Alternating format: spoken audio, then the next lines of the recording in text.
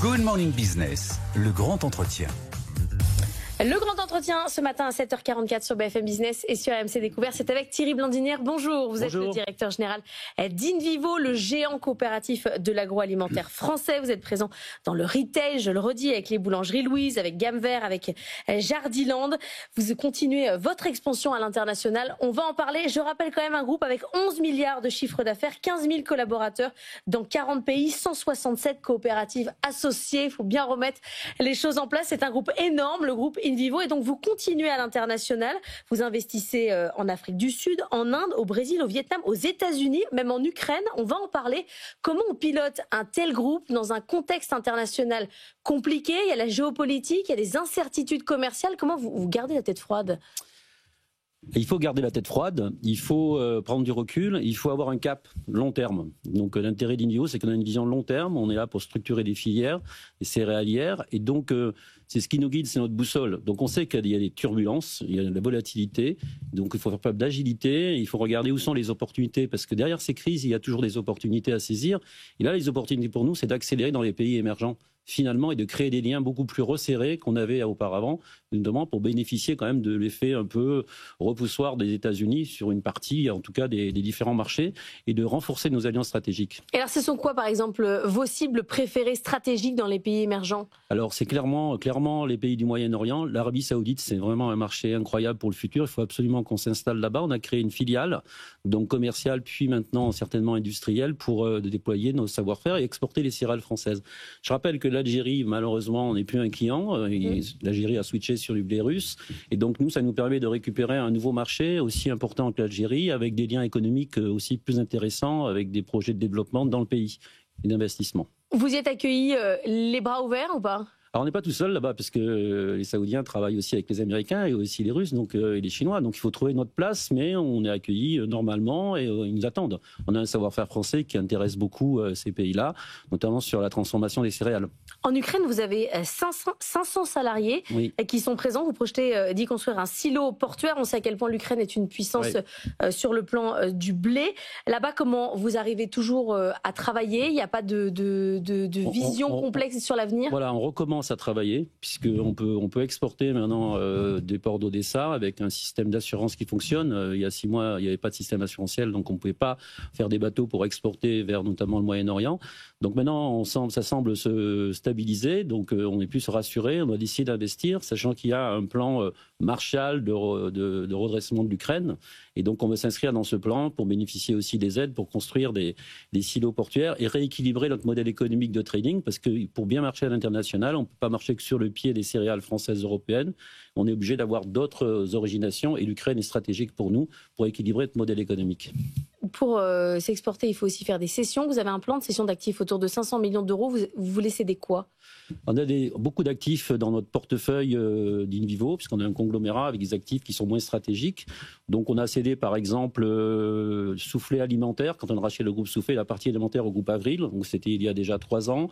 On a cédé une partie insectes qu'on avait plutôt en Afrique, au fonds Euraseo. Donc ça, c'est du cash qui rentre pour aider à financer notre développement international centré sur le malt et la transformation des céréales autour du blé et de l'orge. Le malt, vous êtes devenu le numéro 1 mondial. Voilà, on est numéro 1 mondial depuis 1 an, depuis le rachat du UMG, les Australiens du UMG. Donc on a fait la consolidation et on continue maintenant à développer cette plateforme pour accompagner nos clients dans les pays du monde entier. Les principaux clients, vous l'avez cité, Heineken, AB InBev, Carlsberg, qui développent des brasseries. Nous, on les accompagne en créant la malterie, en gérant la filière amont agricole. On va parler de la bière et de son développement dans un instant, mais juste, vous avez dit le mot insectes, vous avez vendu votre activité en Afrique. Ça vous a pas intéressé le dossier insectes en France? Non, parce qu'on ne parle pas des mêmes insectes. En fait, insectes en France, c'est pour la nutrition animale. Alors que là, nous, ce sont des insectes bénéfiques qu'on met dans les serres, vous savez, pour tout ce qui est maraîchage, notamment pour éviter de mettre des pesticides et être dans une démarche 100% naturelle.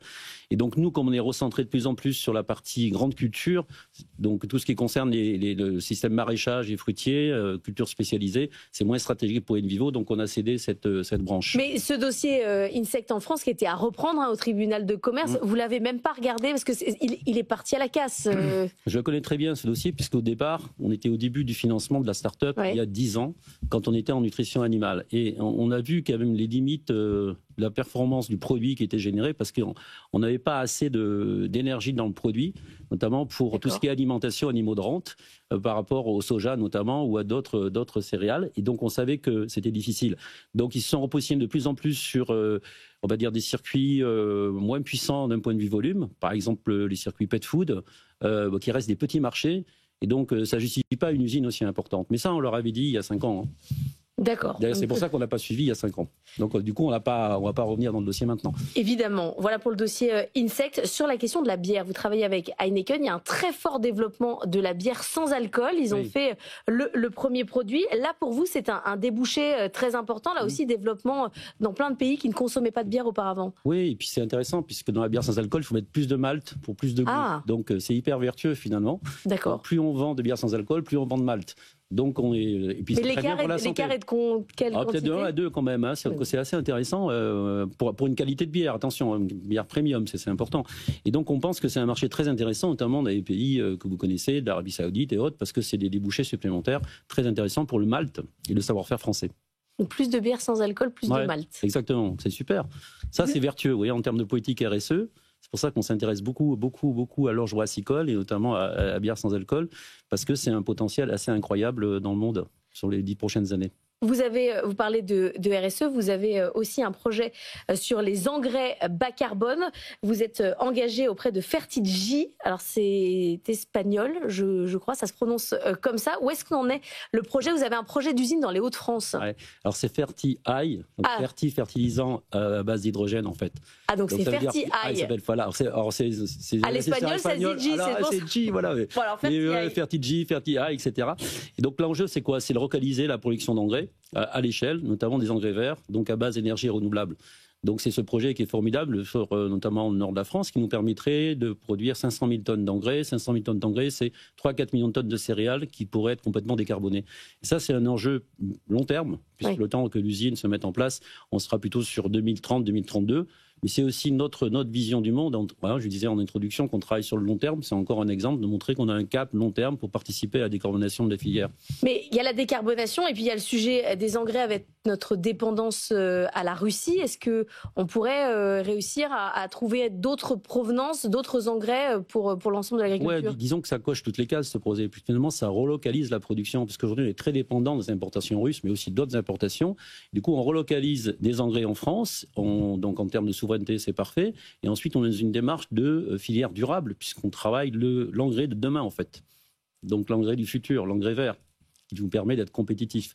Bien évidemment, il y a des questions de prix sur tout ça. Oui, c'est ce que j'allais dire, et notamment de prix de l'énergie derrière. De l'énergie, voilà. Donc il y a 200 € la tonne à peu près d'écart aujourd'hui, mais ça peut se réguler parce que vous voyez avec les taxes effectivement russes, finalement, le prix va peut-être monter à 300, 400, 500 € la tonne. Et à 500 € la tonne, cette usine devient très compétitive et très vertueuse. Alors après, il faut faire attention parce que ça fait des coûts supplémentaires pour les agriculteurs. Donc ça veut dire qu'il faudra que ces coûts soient répercutés dans le produit fini. Mais bon, ramener sur la baguette de pain, on parle de quelques centimes. Hein.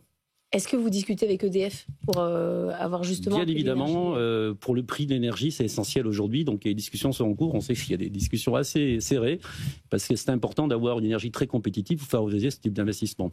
Bon, sur le dossier distribution retail, vous avez travaillé avec Guillaume Darras qui vient de Teract. Comment vous regardez aujourd'hui la situation d'Auchan ? Écoutez, je ne fais pas trop de commentaires. Auchan, c'est un client.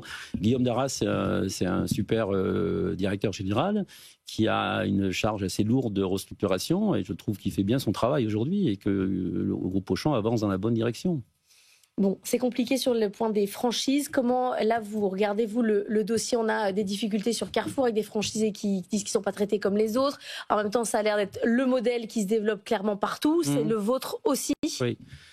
Avec Jardiland, c'est ce qu'on est en train de faire. On a des succursales, une centaine de succursales. On réfléchit à franchiser le modèle parce que ce qui marche dans le commerce, c'est les indépendants parce qu'ils sont sur le terrain. Et les structures un peu trop corporate, on est trop décalé, on n'est pas assez agile et on le voit dans la jardinerie. Les indépendantes sont toujours plus performantes. Ça fait des managers entrepreneurs, quoi. Ça fait des managers entrepreneurs. Moi, je trouve que c'est très bien. Et voilà, par exemple, on avait Pomme de Pain, donc on a vendu au patron, le directeur général, qui a monté son entreprise. Donc nous, on est dans l'esprit très entrepreneurial dans le groupe et on favorise l'installation de patrons, notamment dans le retail. Et on va continuer à réfléchir comme ça sur la partie Jardiland. Donc la franchise, c'est clairement c'est l'avenir, parce que c'est pas simplement qu'un enjeu économique, c'est un enjeu aussi de service et d'agilité sur le terrain. Il faut commerçant, c'est être sur le terrain, dans son magasin et travailler tous les jours. Merci beaucoup Thierry Blandinière d'être venu ce matin dans la matinale de l'économie.